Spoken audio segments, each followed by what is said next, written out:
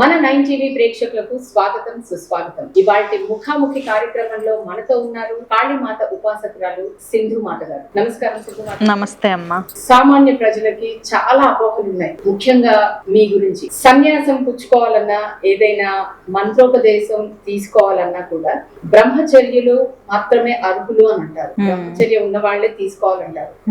మరి మీ విషయానికి వస్తే మీరు వివాహం చేసుకున్నారు, పిల్లలు ఉన్నారు, మీ యొక్క కట్టుబాట్లు కూడా. ఇంకోటి ఏంటి అంటే సన్యాసం పుచ్చుకున్న వాళ్ళు కేవలం కాషాయ వస్త్రాలు మాత్రమే ధరించాలి అని అంటారు. మరి మీరు ఏ ఇంటర్వ్యూలో చూసినా పట్టు చీరలు ధరించి ఉంటారు, మీ అటైర్ డిఫరెంట్ గా ఉంటుంది. దీనిపై చాలా మంది ప్రజలకు ఎన్నో అపోహలు ఉన్నాయి. నిజంగా ఈ అమ్మవారిని నమ్మొచ్చా, ఈ మాత గారిని అనేది, దానికి మీ సమాధానం? ఓం శ్రీ గురుభ్యో నమః. ఓం శ్రీ మాత్రే నమః. బ్రహ్మచర్యాశ్రమం, గృహస్థాశ్రమం, సన్యాసాశ్రమం, అవధూత స్థితి అని ఉంటుంది ఉపాసనా మార్గంలో. ఈ వర్ణాశ్రమ ధర్మాలు, తిథులు ఎందుకు ఇవ్వబడిందంటే శ్రీ మహావిష్ణువు యొక్క సంతృప్తి కోసం. అంటే మనం మన ధర్మాలను పాటిస్తూ దేవతను అందుకోవడం కోసం, ఆ మహావిష్ణువులో కలిసిపోయి మోక్షం పొందడం కోసం అనేది ఆచరించబడింది అన్నమాట. సన్యాసాశ్రమం అంటే ఏంటి?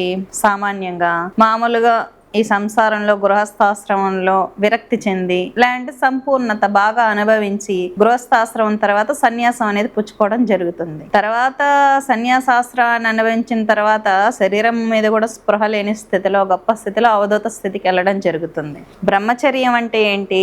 బ్రహ్మచర్యం పాటించడం అంటే ఏంటి? పెళ్లి కాకుండా అమ్మవారిని గాని స్వామివారిని గాని వాళ్ళు ఎవరైతే ఆరాధిస్తారో వాళ్ళని నమ్ముతూ, బిలీవ్ చేస్తూ, వాళ్ళకు ఉపాసన చేస్తూ బ్రహ్మచర్యం అనేది పాటించడం జరుగుతుంది.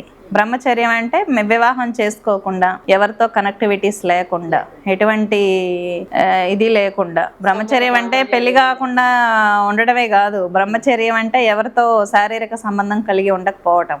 అమ్మవారిని ఆరాధిస్తూ ఉండే వాళ్ళని బ్రహ్మచర్యాశ్రమం పాటించే వాళ్ళు అంటారు. గృహస్థాశ్రమం అంటే కొంచెం భోగం ఉంటుంది, అంటే పూర్తిగా మేము ఇంకా అవ్వలేదు, పూర్ణత సాధించలేదు, లేదు గృహస్థాశ్రమ ధర్మాన్ని కూడా పాటించాలి అనుకున్నప్పుడు ఏం చేస్తారంటే వివాహం చేసుకొని ధర్మబద్ధమైన పత్నిని కలిగి ఉండి సంతానాన్ని ఉత్పత్తి చేస్తూ దైవాన్ని ఆరాధించడం అనేది జరుగుతుంది. దాన్ని గృహస్థాశ్రమ ధర్మాలు అంటారు. ఇప్పుడు ప్రతి ఒక్కరూ బ్రహ్మచర్యులైనా, బ్రహ్మచర్యం పాటించే వాళ్ళైనా, ప్రతి ఒక్కరూ సన్యాసం తీసుకున్న వాళ్ళైనా ఇబ్బంది. వీళ్ళని పోషించే వాళ్ళు ఒకరు ఉండాలి కదా.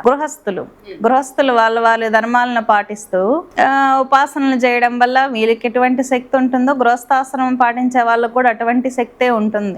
ఎవరి ధర్మాన్ని వాళ్ళు పాటిస్తూ ముందుకెళ్ళడం అనేది గొప్ప ధర్మం. ఎవరి స్థితిని వాళ్ళు గట్టిగా పాటించాలి, సరైన స్థితిలో పాటించగలగాలి.